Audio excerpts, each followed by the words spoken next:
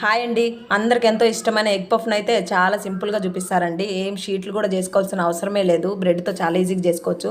ముందుగా అయితే ఒక కడాయి పెట్టేసి దాంట్లో ఆయిల్ వేసుకొని పోపు దినుసులు వేసుకోవాలి. తర్వాత సన్నగా కట్ చేసుకున్న ఉల్లిగడ్డ, పచ్చిమిర్చి ఇంకా కరివేపాకు వేసుకొని మంచిగా ఫ్రై చేసుకోండి. తర్వాత దీంట్లో అల్లం ఎల్లిగడ్డ పేస్ట్ వేసేసుకొని అది మంచిగా ఫ్రై అయిన తర్వాత ఉప్పు, పసుపు, కారం, ధనియా పొడి, గరం మసాలా వేసుకొని ఫ్రై చేసుకోండి. లాస్ట్‌లో కొత్తిమీర జల్లేసుకొని పక్కనైతే పెట్టేసుకోండి.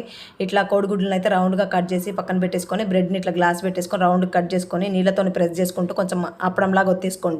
దాంట్లో ముందుగా చేసుకున్న కూర పెట్టేసి ఒక ఎగ్గును పెట్టేసి ఇదిగో మైదా పిండిలో నీళ్ళు వేసేసుకొని మంచి పేస్ట్ లాగా కలుపుకొని ఈ రెండింటిని ఇట్లా జాయింట్ చేసేసుకోండి. తర్వాత దీన్ని బ్రెడ్ క్రమ్స్లు పక్కన పెట్టుకొని ఒక ఎగ్గులో అయితే కొంచెం మిరియాల పొడి, ఉప్పు వేసుకొని మంచిగా బీట్ చేసేసి పక్కన పెట్టుకోండి. తర్వాత ఈ ముందుగా మనం జాయింట్ చేసుకునే బ్రెడ్ని ఎగ్ మిక్చర్లో ముంచేసి బ్రెడ్ క్రమ్స్లో రొల్లి చేసుకొని మంచిగా డీప్ ఫ్రై చేసేసుకోండి. అంతే, ఎంతో టేస్ట్ అయిన ఎగ్ పఫ్ అయితే రెడీ అయిపోతుంది. చాలా సింపుల్, టేస్ట్ అయితే చాలా బాగా వచ్చింది. ట్రై చేసి ఎలా వచ్చిందో కామెంట్ చేయడం మర్చిపోవద్దు. ఈ వీడియో నచ్చితే ఒక లైక్ ఇవ్వండి. ఉంటాను, బాయ్.